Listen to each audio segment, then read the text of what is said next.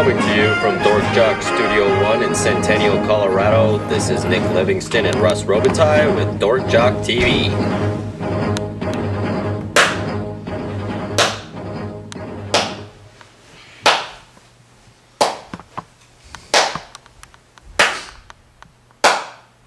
Okay, welcome to Dorkjock TV, Week 17, final week of the NFL season, regular season that is. It's here. Let's get talking about big games to watch this week because there's a couple of them out there, that's for sure. Absolutely, big playoff picture. Game definitely to watch going to be Cincinnati playing at the Jets.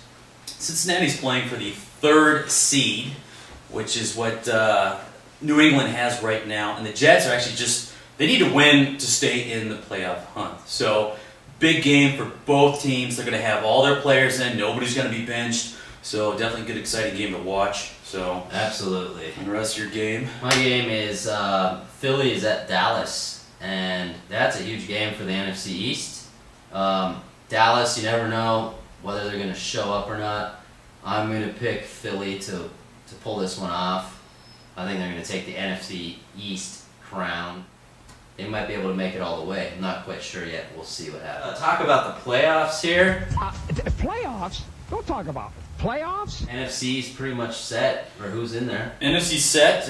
You pretty much have the Saints #1, even though they kind of struggled the past couple of games. A couple of losses there, but you get the Saints. You get Philadelphia #2. Minnesota's #3, and we all know what happened last night against the Bears. You got Arizona #4, and then the wild cards are going to be Green Bay and Dallas. So depending on the game this week. Right. Dallas playing Philly, so that can be completely swapped right there. Yes. That actually would change the whole ranking, actually, as far as records, depending also on Arizona and Green Bay's game. If Dallas beats Philadelphia. Yeah. Correct, if Dallas beats Philadelphia. Anyway, so we've got the mess going on in the AFC. There's so many different scenarios going on there. So many teams right now at 8 and 7. Yeah, it's ridiculous. Yeah, well, I mean, you've already got the Colts pretty much established as first ranking.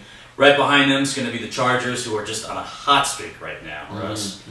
So, and right behind them right behind them would be New England or Cincinnati. Well, both of them are actually going to be in the 3rd and 4th seed already. But now, to figure out the 5th and 6th seed, it's ridiculous. You've got Denver, New York, Baltimore, Houston, and Pittsburgh all at 8 and 7. And you got Miami and Jacksonville still have an outside shot. And they're at 7 and 8. Yeah, which is unbelievable. As right now, even though we still have one more week to go, a losing record, but still in the playoff hunt. Right. So AFC is kind of a big mess right now. The Jets just need to win. The Broncos need all sorts of things to happen. They need to win. They need the Jets to lose, and they need Baltimore to lose or tie. Baltimore, though, they're playing the Raiders, but if they win, they're in it. So look for that to happen. Right. And then Miami and Jacksonville, 7 and 8 each. They need everyone that's at 8 and 7 to lose. Yeah. I think the more likely ones of happening are the Jets, Baltimore getting into the playoffs. Less likely, but it's still likely it would be the Broncos winning, or getting into the playoffs with the Jets losing to Cincinnati, because Cincinnati's not going to lay down like you're saying, talking about that game. Yeah, they want to play for the 3rd seed. Yeah. They're going to keep all their starters in. They're going to come out full force. So. Right, correct. So. And since this being the end of the decade, our esteemed correspondent Tom Bennett has dug deep into his vaults to... Didn't he work at a bank once? Dig up some interesting you know what? He also scored a perfect score on the Wonderlic. And thoughts. He's a genius. Of sports over the past 10 years. Tom, take it away. That's right, Russ. I did score perfect on my Wonderlic. And you can bank on these sports facts that I pulled out of my vaults. Now we begin at the beginning of the decade, where we have in the NFL the Baltimore Ravens, who won the Super Bowl, and Ray Lewis was the only linebacker in NFL history to win the MVP. We move a little bit farther down the road, That being 2001, where Tom Brady, due to some unfortunate luck by Drew Bledsoe, is now the starting quarterback and leads them to a Super Bowl championship. He would later, as we all know, lead them to 2 more championships and also being the MVP.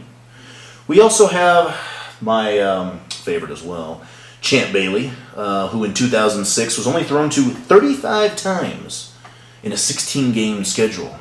Did not give up 1 touchdown. That right there deserves to be the player of the decade, but, you know, I'm unbiased.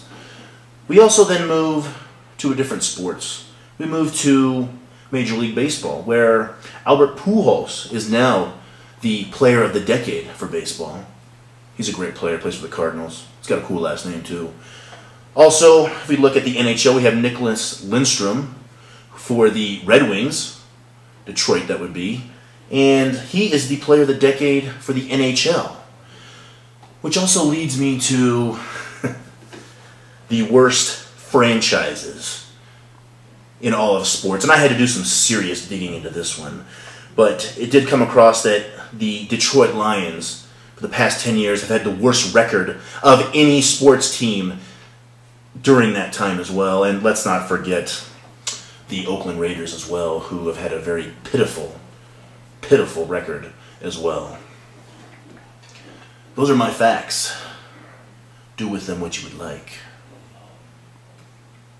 Back to you, Russ. Thanks, Tom, for that information. That was fantastic. That was very interesting stuff. That is smart, and no wonder he scored perfect. I mean, it's obvious when you see something like that that he got a perfect score in the Wonder League. You know? And yet, he works at a bank. Yeah. And yeah. Well, I don't know, does he still work at a bank, or did he used to work at a bank? We'll never know, but maybe that's where he stores all of his sports information. Yeah, anyways, next week we're going to come back to you, talk to you about the playoff scenario. Yeah. And it should be pretty interesting. Once we figure out the whole AFC mess that's going on over there. Because we already know the NFC, so... We already know the NFC. Everybody's eliminated except the 16s. AFC's a nightmare, and we'll see what happens after this weekend. Definitely. Anyways, thanks for joining us, Dorkjock TV, Week 17. See you next week. This has been Nick Livingston and Russ Robitaille with Correspondent Tom Bennett, Dorkjock TV. Special thanks to our sponsors.